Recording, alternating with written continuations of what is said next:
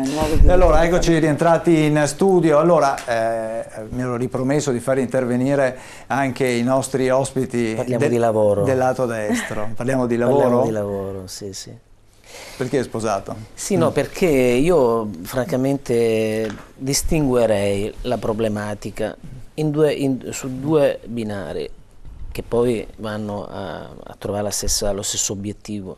L'aspetto formale, e queste sono le leggi, le norme, e quello che i nostri politici, i nostri governanti, dal nazionale al locale, riescono a mettere a punto, e non sempre, come veniva detto prima, si tiene conto della difficoltà che ha la donna quando va in maternità, che spesso è costretta a prendere il part-time. È un dato di fatto che i numeri degli assunti, noi collochiamo 9.000 lavoratori all'anno, gran parte delle donne che vanno in maternità poi quando rientrano sono costrette spesso a prendere il part-time.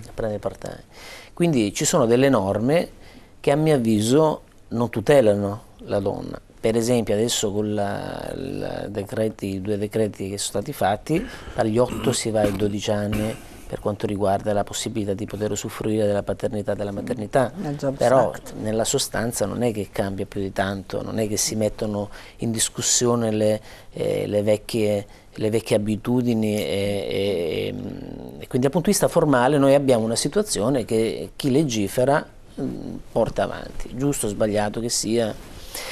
E poi c'è l'altro aspetto, quello della capacità che ha la donna di poter emergere perché ha delle abilità. Faccio l'esempio del sindaco. Il sindaco ha l'aspetto formale, una donna può candidarsi a sindaco, lei si è candidata a sindaco, l'aspetto formale era garantito.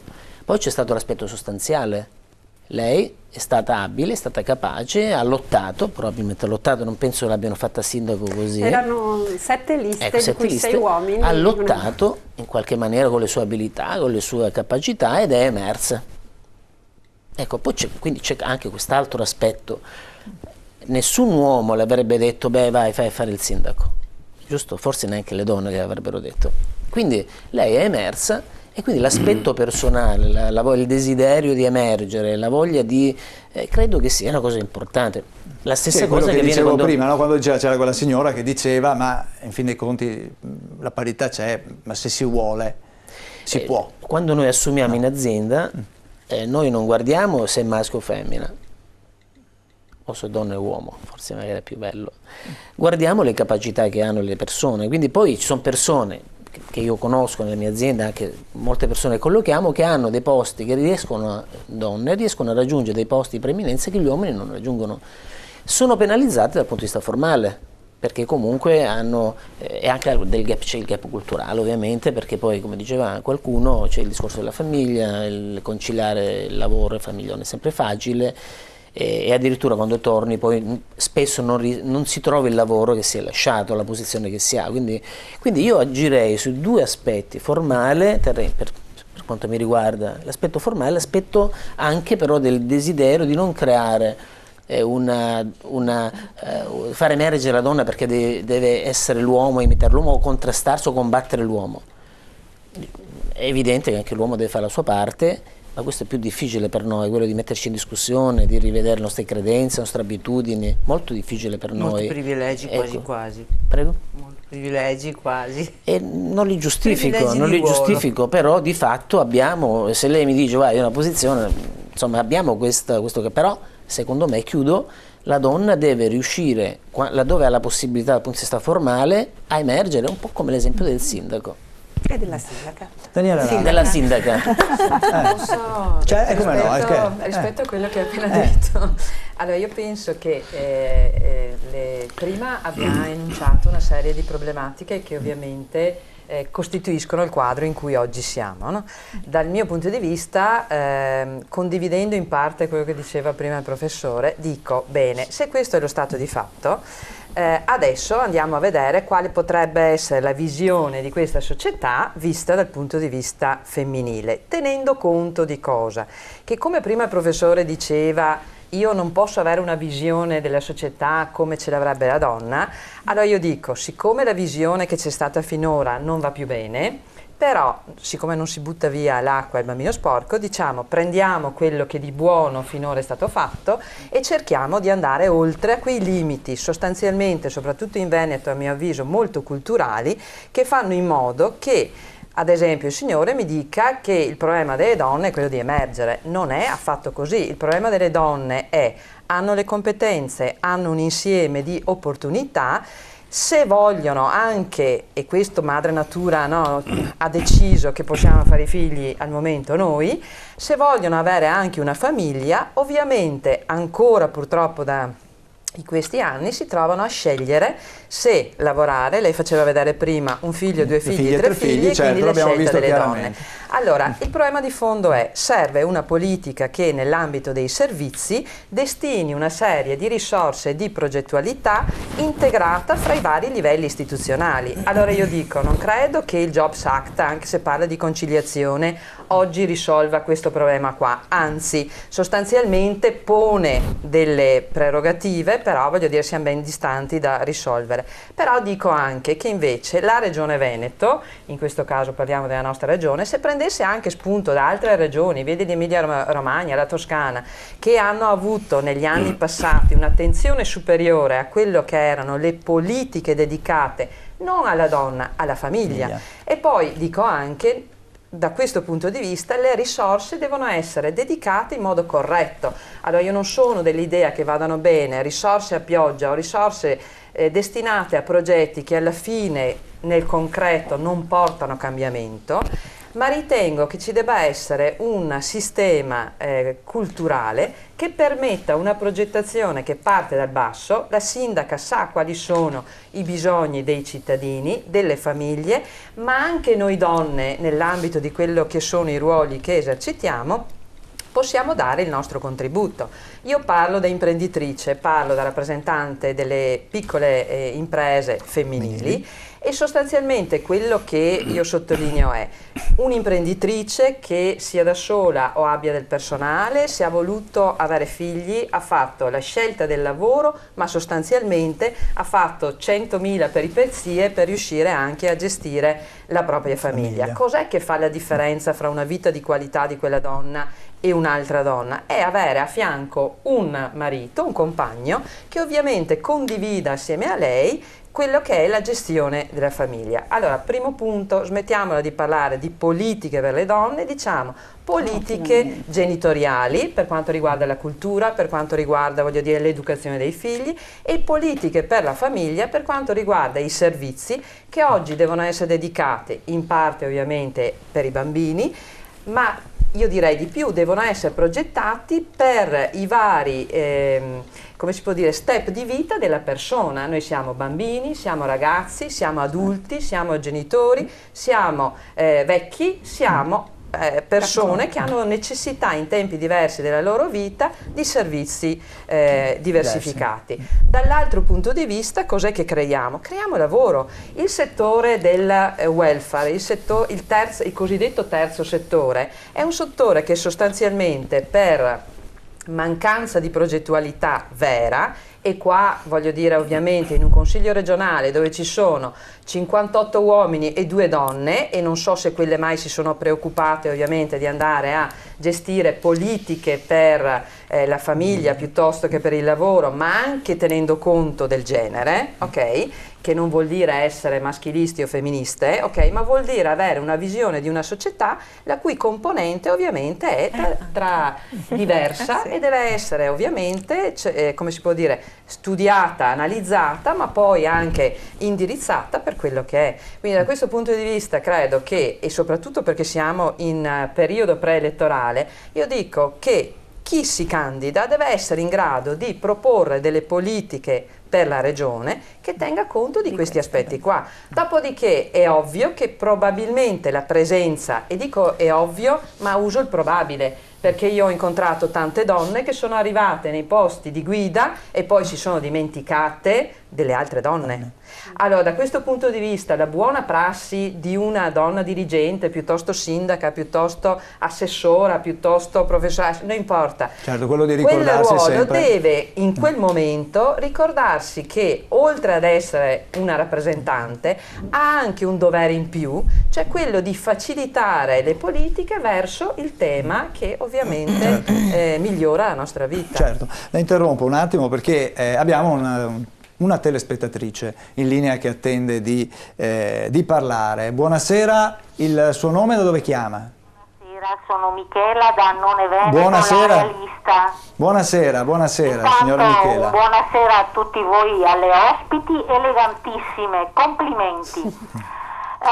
Io sono una signora che, ahimè, è già arrivata a una certa età, però volevo semplicemente chiedere alle signore dirigenti e quant'altro lì presenti se quando parlate di donne in carriera che sono un manipolo o di donne in generale, perché la stragrande maggioranza delle donne, ahimè, purtroppo non è in carriera e sono donne che fanno le domestiche, sono in fabbrica, fanno lavori praticamente faticosissimi e pagati poco. Allora, giusto? Anche niente, signora Pagati. E allora mi premeva dire che siccome io non credo alle quote rosa per decreto, non ci credo, a parte se la donna è più intelligente dell'uomo, queste sono bazzecole, più intelligente o meno intelligente, mi premeva ricordarvi che la stragrande maggioranza delle donne probabilmente, e dico probabilmente, se potesse sceglierebbe di fare 2, 3, anche 4 figli, ma di rimanere a casa a fare la casalinga. Però ci vorrebbe un contributo, ci vorrebbe un aiuto dallo Stato, ci vorrebbe un aiuto dai vari governi centrali e regionali, altrimenti questo non è possibile, o sbaglio? Perché, come ho già detto, voi siete in carriera e mi auguro che tutte facciate la più rosea delle che arriviate anche a Presidente della Repubblica e oltre. Però badate di ricordarvi della massa delle donne che non è come voi, e ahimè purtroppo non perché è meno intelligente, più intelligente eccetera, perché il mondo da sempre va così, è il sistema che è malato, è il sistema che andrebbe cambiato.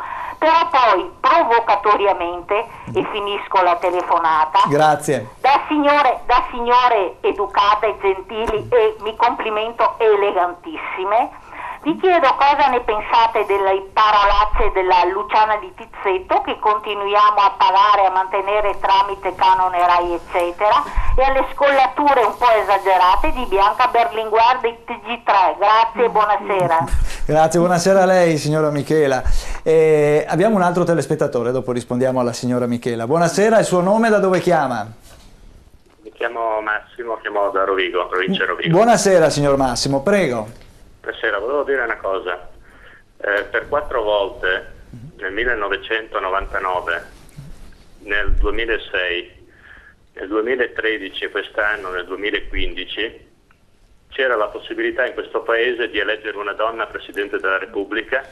C'era sempre stata una donna in lista ed era Emma Bonino, battuta da Ciampi, battuta da Napolitano e battuta da Mattarella. Allora, questa sarebbe stata una rivoluzione culturale, ma essendo una donna fuori dai giochi di potere, premetto che io non sono del Partito Radicale, quindi questa sarebbe stata una rivoluzione culturale nel paese.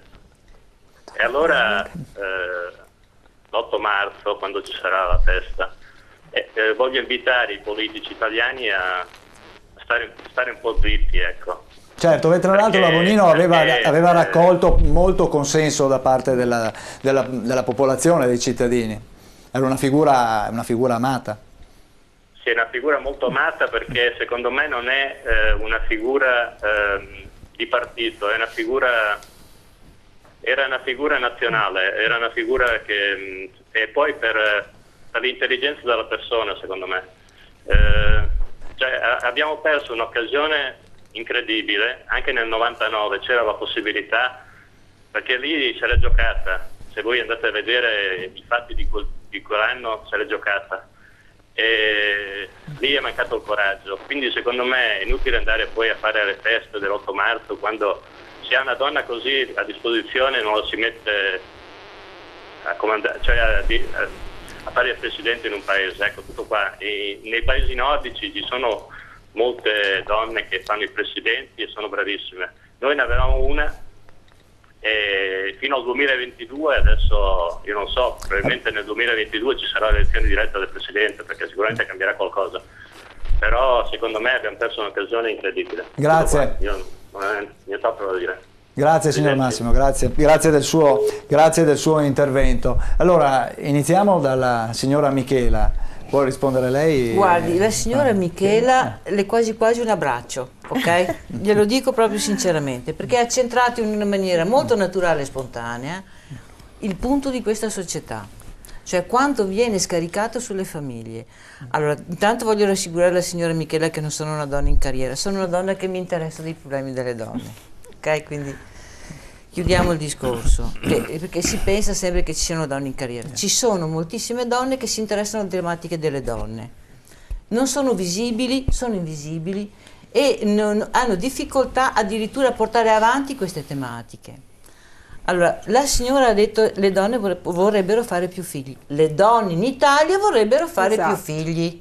L'ha detto la signora che ha telefonato, lo dicono tutte le donne, lo dicono naturalmente tutte le donne, anche specialmente quelle che lavorano, che hanno degli ostacoli mostruosi per poter lavorare e aver figli.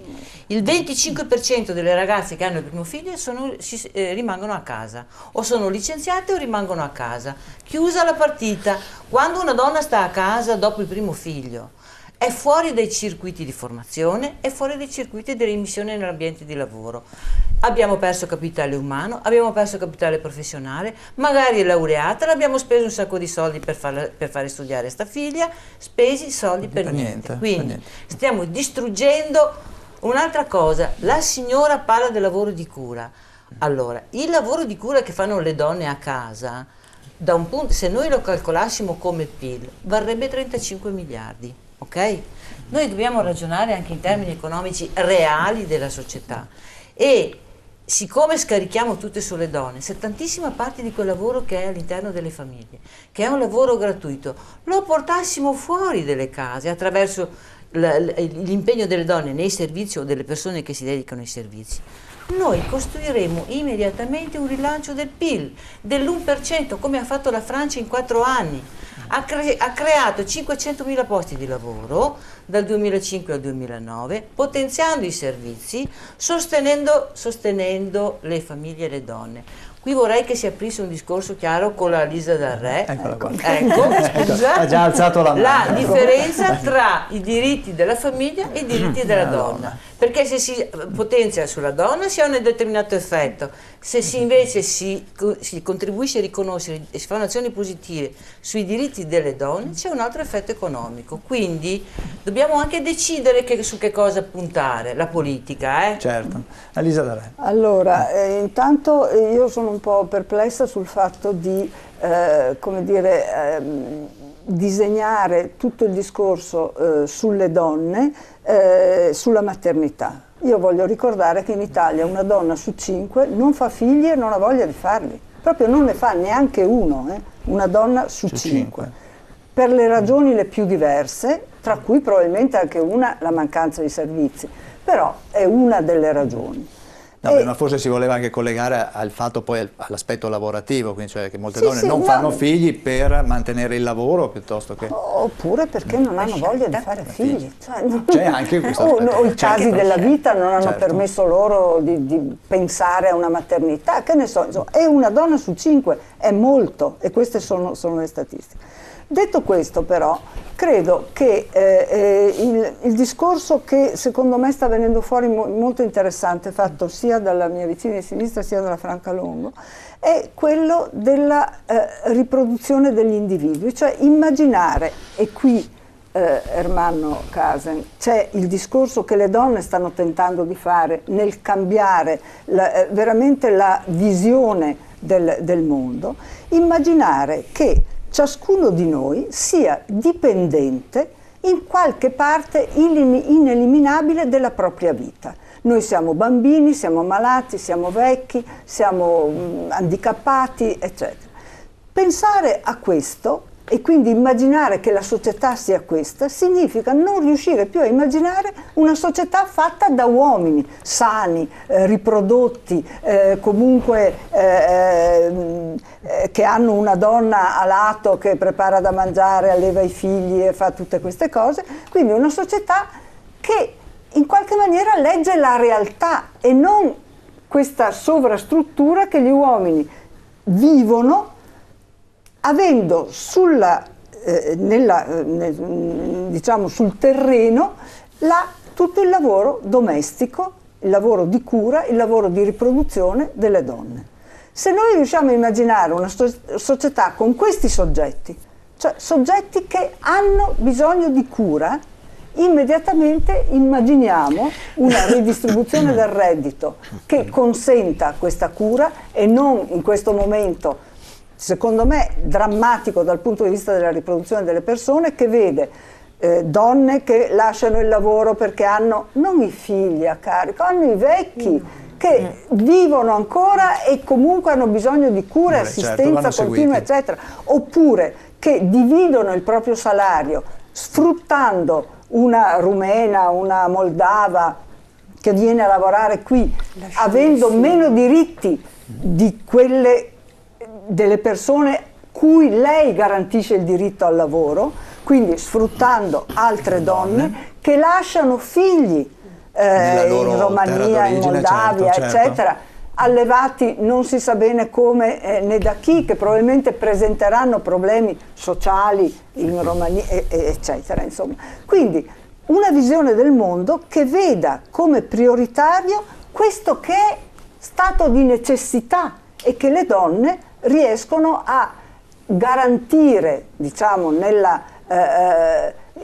lavorando 15 ore al giorno invece che le 8 tradizionali, e soprattutto lavorando gratuitamente.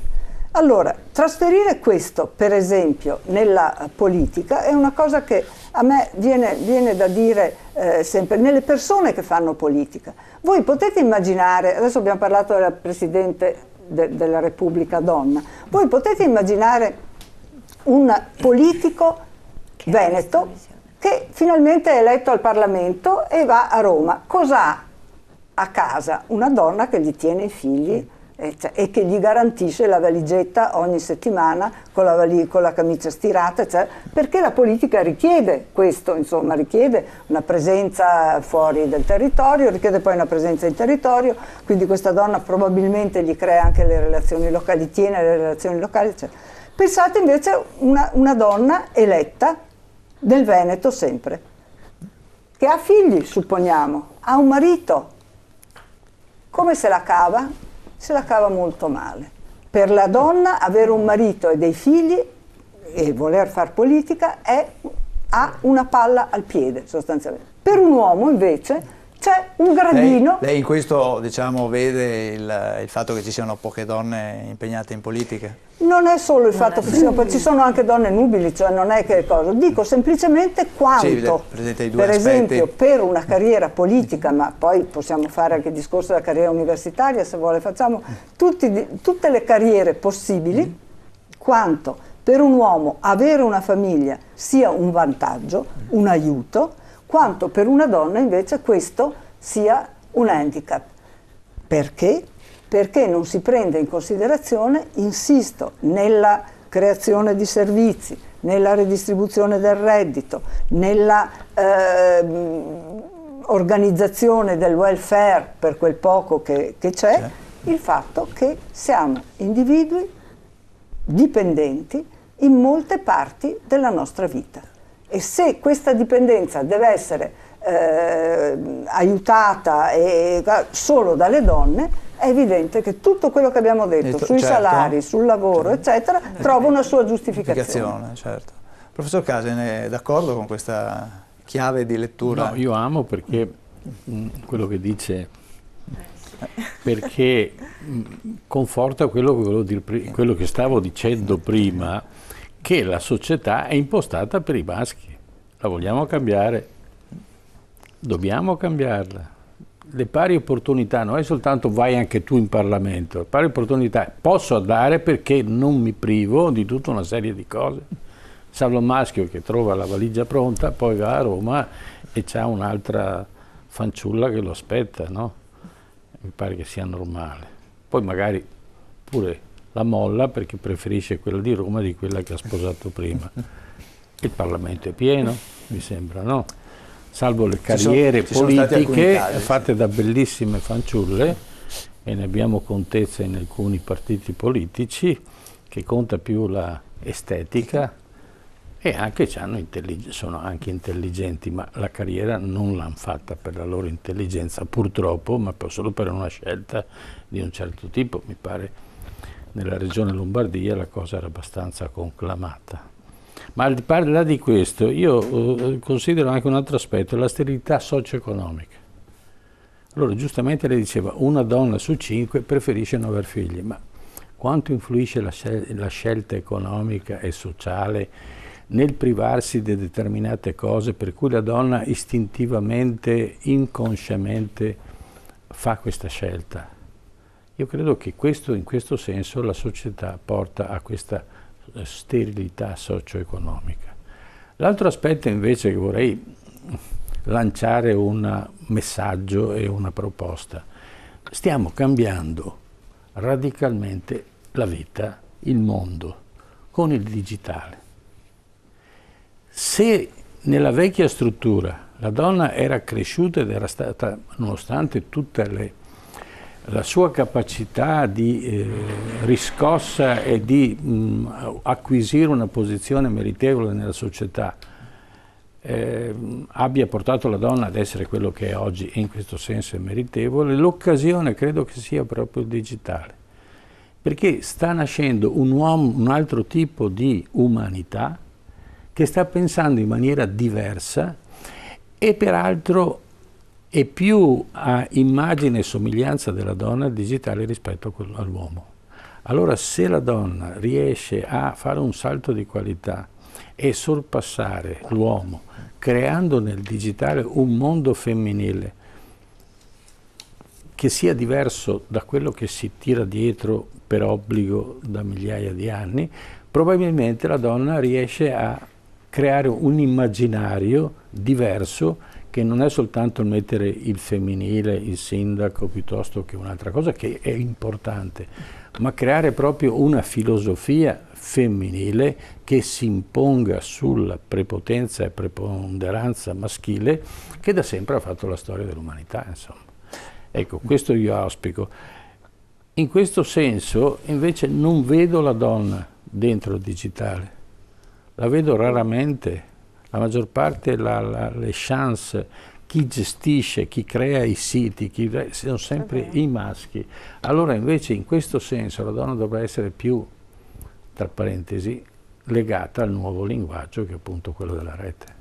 Però mi permette di dire una cosa, che il digitale, al di là che possa essere una predisposizione maschile o femminile, secondo me dipende dalla persona, credo che sia non tanto un tema che dà una visione diversa, ma possa essere uno strumento da utilizzare, quindi quali donne possono fare la differenza, per riuscire a modificare quello status di vita che abbiamo descritto prima e che potrebbe essere migliorato rispetto a la quotidianità. È ovvio che il digitale oggi sta facendo emergere nuove professioni, ma come stanno emergendo nell'ambito energetico, nell'ambito ambientale, nella green economy. Allora la donna sostanzialmente, e qua mi riallaccio anche a un percorso culturale, molti anni fa abbiamo sempre lavorato per fare in modo che le famiglie lascino che le donne frequentino le scuole tecnologiche, perché spesso e volentieri la nostra cultura diceva ci va il maschio e non ci va la femmina. E quindi andare a lavorare sulle famiglie perché questa scelta possa essere anche una scelta femminile. Ovviamente il percorso è ancora lungo, però qualche risultato c'è. Da questo punto di vista credo che quindi le professioni che nella nuova economia, soprattutto quella, voglio dire, che si sta affacciando per i prossimi 20 anni, possano essere un valore aggiunto su cui la donna può lavorare, proprio perché sono professioni che a livello di strumenti danno opportunità di conciliazione anche rispetto a quello che può essere un obiettivo di vita, una famiglia o anche altri desideri che si possono soddisfare in una vita breve o lunga a seconda di come ce l'avremo. Quindi l'ICT come strumento per migliorare la vita della donna e della famiglia in questo caso. Poi la predisposizione secondo me è molto del singolo. Ci sono, magari ne parla lei, nella commissione abbiamo fatto un'indagine dove in realtà invece emerge questa predisposizione femminile all'uso dell'ICT che mi permetta, non vuol dire tanto fare il sito, ma probabilmente vuol dire riuscire a integrare dei processi sia di manifattura che di servizio che oggi con la tecnologia possono superare le migliori visioni che avevamo prima. Ci sono degli esempi di servizi nell'ambito ad esempio dei nidi, sono nati le cicogne, insomma vari progetti che sostanzialmente hanno fatto in modo che tramite il web le famiglie possano disporre, purtroppo ancora a costi sostenuti, dei servizi che fino a poco tempo prima ovviamente non potevano avere. Ecco che allora l'uso della tecnologia permette anche una conciliazione diversa. Quindi ecco, io lo vedrei molto come uno strumento da utilizzare per modificare la quotidianità e soprattutto anche una nuova economia. Se posso aggiungere, questo è la concretizzazione dell'immediato, ma con il web, con il digitale, sta nascendo una nuova logica e nuovi modi di concepire la lingua e il linguaggio. Nascono nuovi linguaggi e in questo senso se la donna riesce a porre una propria visione del digitale all'interno di questo sito, di questo nuovo ambiente che si sta creando, allora creeremo un'immagine della donna diversa. Che poi questo sistema venga utilizzato nel dettaglio perché per esempio il negozio online lo posso fare anche dalla poltrona, certo. No? Quindi è estremamente facile, ma è riduttivo a pensare invece l'apertura che sta nascendo in un mondo digitale che è mostruosa, ma veramente oggi non abbiamo la concezione di quello che succederà. Allora spesso spiego ai miei allievi, provate a immaginare, perché il passato aiuta molto a capire il salto storico. Passare dalla fase amanuense alla fase della Gutenberg, dei caratteri mobili, ha creato una rivoluzione mostruosa che oggi riusciamo a capire, ma che una volta tutto passava attraverso la mano di un singolo e non succedeva, tutto era immobile. Solo il fatto di riuscire a stampare è nata una cultura mostruosa ed è nata la riforma protestante, è nata la controriforma, certo, che negava la possibilità della lettura e della scrittura e tutte queste cose qua. Questa rivoluzione, noi ci troviamo in una situazione di questo genere che è epocale, non riusciamo, pur riuscendo a concepire questo sistema digitale, non riusciamo ancora a immaginare le implicazioni e le utilizzazioni che ci saranno. E in questo senso la donna deve avere l'opportunità di appropriarsene, perché riuscirà a superare quel gap che fino adesso le è stato negato. Certo che però la tecnologia non andrà a sostituire chi prepara la valigia alla politica perché la politica cambierà con questo sistema. Credo che il professore intendesse digitale nel senso dell'effetto che internet ha avuto nella comunicazione, forse intendeva anche questo aspetto e quindi di usare questa opportunità per comunicare un pensiero, forse intendeva questo ed essere più presenti.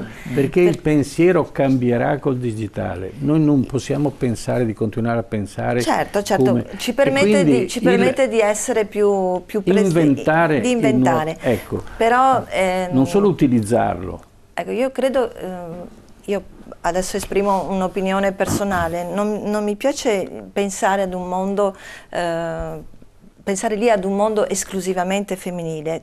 Certamente anche quello è un mondo nel quale lo devo creare con le stesse logiche con le quali prima abbiamo pensato di creare un nuovo tipo di società, quindi una società accessibile, una società aperta a tutti, dove ci sono delle regole di comunicazione paritarie, quindi non è che lì noi dobbiamo gestire ed essere esclusivamente noi presenti, anche lì il dialogo deve essere alla pari. Io ho capito che in fondo era una proposta concreta rispetto a cosa si può fare, un po' come la sindaca che ha cambiato piccole cose, piccole azioni, perché io finora ho ascoltato, cioè è difficile non essere d'accordo un po' sulla situazione, la fotografia che stiamo facendo, però io mi domando cosa posso fare io. E allora la sindaca ha fatto questo, il digitale, ma come esempio era il digitale, non credo che volesse essere proprio... Ma sono delle micro cose che noi al di là delle azioni, no? cioè al di là delle azioni, ognuno deve fare una piccola azione nel suo, no? E cambiare anche il modo di relazionarsi con la persona che da domani potrebbe essere bello che dopo questa discussione ognuno di noi si rivolgesse a un uomo o una donna anche con una modalità diversa, no? Anche con l'attenzione al linguaggio, anche verificando se le azioni che ha rispetto alle persone che ha vicino sono di cura, no? Quindi credo che i cambiamenti partano anche dalle piccole azioni. Secondo me sono la parte più importante. Forse, proprio ritornando anche ai due telespettatori, a Marisa di Annone e a Massimo, Michela di Annone e Massimo di Rovigo. Uno dei gesti che possiamo fare per contribuire a questo cambiamento è anche il voto. Ce lo ricordava Massimo di Rovigo. Certo, con la scelta. Finalmente, per esempio, in Veneto potremo avere la presidente del Veneto, è la prima volta che c'è una competitor donna. Quindi penso che davvero, se vogliamo che queste cose che abbiamo detto si traducano in politiche attive, in capacità di mettere in campo queste soluzioni, questi servizi per le donne come Michela che si svegliano magari alle 5 del mattino per certi tipi di lavoro, o per le donne in carriera, o per gli uomini, per i papà che vogliono tornare e poter tornare in tempo dal lavoro per andare a prendere i figli a scuola. È necessario offrire dei servizi e per fare questo bisogna che chi decide le politiche nei luoghi della decisione abbia la capacità di interpretare questi bisogni, e per interpretarli ci vogliono sia uomini che donne. È un peccato che la Regione Veneto e anche le uniche due donne che sono sedute oggi in Consiglio regionale non abbiano colto l'opportunità di cambiare la legge elettorale per permettere la doppia preferenza di genere, che non sono le quote rosa. Vorrei ricordare anche a Michela di Annone e a tutti quelli che la vedono come una riserva indiana. La doppia preferenza di genere, che già c'è per esempio per i comuni, permette di esprimere due preferenze, anche due preferenze, a patto che siano di due generi diversi. Questo non significa dare un riconoscimento a prescindere dal merito dei candidati, significa però, per esempio, in una Regione Veneto che ha adesso questa enormità di sproporzione tra uomini e donne, permettere il cambiamento e permettere che anche donne possano entrare, perché è chiaro che chi è già là punterà a mantenere la propria carrega e a mantenere la situazione, lo status quo. Ma io credo che nell'ambito politico poi ci siano degli interessi anche di partito che poi tengono Cioè lei sindaco ha evidenziato l'aspetto formale che dicevo prima, poi c'è l'aspetto del modo di comportarsi, che sono due ambiti su cui dobbiamo lavorare, a mio avviso, l'uno e l'altro. Decidere di dare un'opportunità a un cittadino per la moglie per Roma. Io le dico la mia, personalmente a casa, mia moglie probabilmente mi starà ascoltando, sono abituato a sparecchiare quello che c'è piccole cose, che sparecchiare, sono abituato a rifarmi il letto la mattina quando se c'è da sistemare, se c'è da passare l'aspirapolvere lo faccio. Le assicuro che non è che non abbia null'altro da fare, però credo che anche nei piccoli gesti possa essere una cosa interessante. Perché io credo che sia un po' un luogo comune quello che l'uomo a casa non fa niente. Perché attento che io alle mie figlie, ne ho due. Sicuramente ci sono quelli quindi che... minoranza. Non mi piacerebbe, ma mi sento bene comunque, non mi piacerebbe che le mie figlie nella loro poi vita futura, nella loro famiglia avessero qualcuno che in qualche maniera possa prevaricarle. Allora io cerco di dargli l'esempio da uomo, Cioè, poi magari non funziona lo stesso. Certo.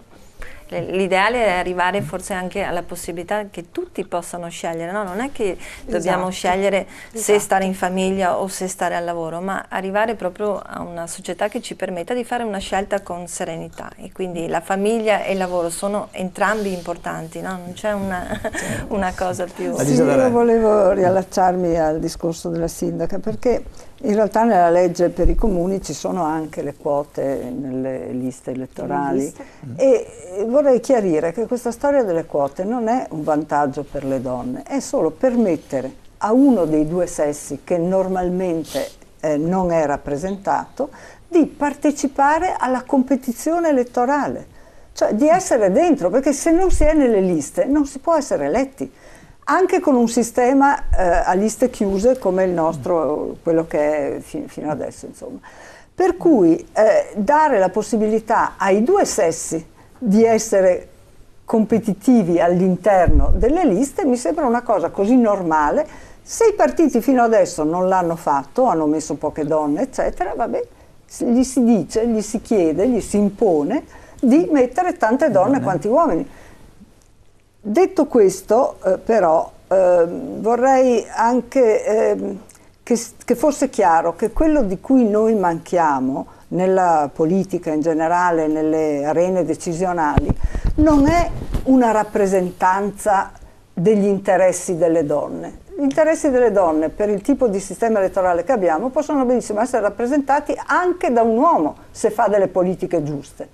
Quello di cui noi manchiamo è di rappresentanti donna, ne abbiamo poche e non possiamo chiedere a loro di fare questa generica politica per le donne. Cosa vuol dire? Per le donne di destra significherà qualcosa, per le donne di sinistra qualche cos'altro. Non inventiamoci che la donna, come dice lui, è questo stereotipo. Le donne in politica, come nella società, sono diverse le une dalle altre, come gli uomini sono diversi gli uni dagli altri. Nessuno immaginerà che un uomo eletto rappresenti gli uomini, rappresenta i cittadini perché la nostra legge lo dice, ma rappresenterà la sua parte politica per quanto riguarda iniziative, eccetera. Lo stesso faranno le donne, insomma. Ma avremo bisogno comunque di avere più donne perché costruiremo un immaginario diverso. Cioè il fatto che anche le donne possono essere nei centri di potere, e perché poi percentualmente qualche donna che si è occupata di problemi delle donne, di risolvere alcuni problemi materiali, pratici, ma soprattutto di ridefinire i rapporti di genere, i rapporti tra i sessi, qualche donna percentualmente verrà eletta anche lei. Insomma, non è che tutte saranno semplicemente... Perché le donne che sono una maggioranza non votano le donne. Avremo un Parlamento tutto femminile. Sull'immaginario vorrei aggiungere vorrei un attimo... Allora, sono quasi le 11, devo chiamare la pubblicità e dopo facciamo l'ultimo pezzo della trasmissione. Va bene? Dopo la pubblicità, tra poco. Pensavo fosse mezz'oretta.